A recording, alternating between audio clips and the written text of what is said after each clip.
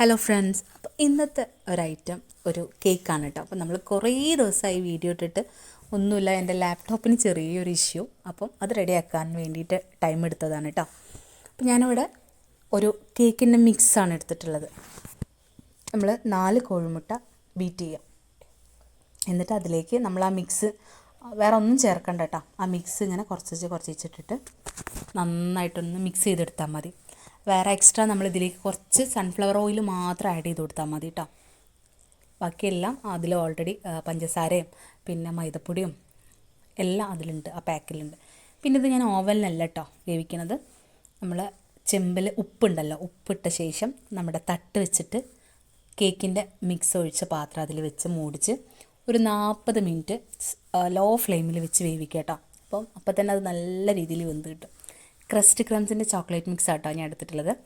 എന്നിട്ട് കേക്ക് ചൂടാറിയ ശേഷം അതിനെ ഞാൻ 3 ലെയറായിട്ട് കട്ട് ചെയ്തു. പിന്നെ ഓൾറെഡി നമ്മൾ ക്രീം ബീറ്റ് ചെയ്തിട്ടുണ്ട് കേട്ടോ.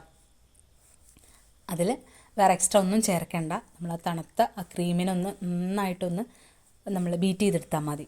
എന്നിട്ട് നമ്മൾ പിന്നെ കേക്കിന് ഓരോ ലെയറിൽ ഈ കേക്ക് പഞ്ചസാര സീറ ഒഴിച്ചു കൊടുത്ത ശേഷം പിന്നെ നമ്മളിത് അതിൽ വിപ്പിംഗ് ക്രീം ആഡ് ചെയ്ത് കൊടുക്കുകയാണ് കേട്ടോ.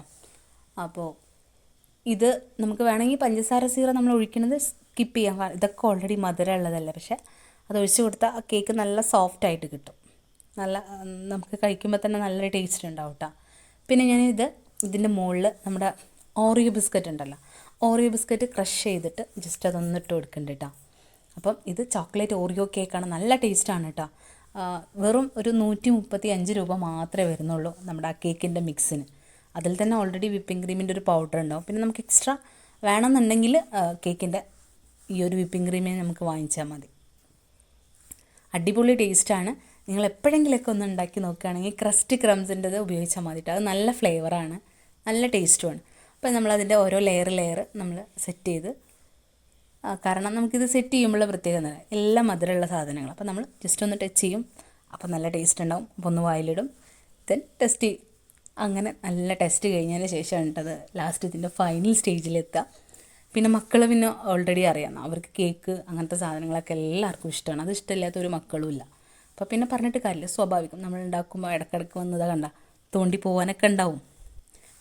അപ്പോൾ ഇതുണ്ടാക്കി കഴിഞ്ഞിട്ടുണ്ട് കേട്ടോ. അപ്പോൾ നമ്മളതിൻ്റെ മുകളിലും നമ്മൾ ഓറിയോൻ്റെ പൗഡർ, അതായത് ഓറിയോൻ്റെ ബാറ്റർ നമ്മൾ ഇട്ട് കൊടുത്തിട്ടുണ്ട്. ഇനി സൈഡൊക്കെ ഒന്ന് നല്ല ക്ലീൻ ആക്കിയ ശേഷം നമുക്ക് ഫ്രിഡ്ജിലൊരു ഓവർനൈറ്റെങ്കിലും ഫ്രിഡ്ജിൽ വെച്ച് തണുപ്പിക്കണം കേട്ടോ.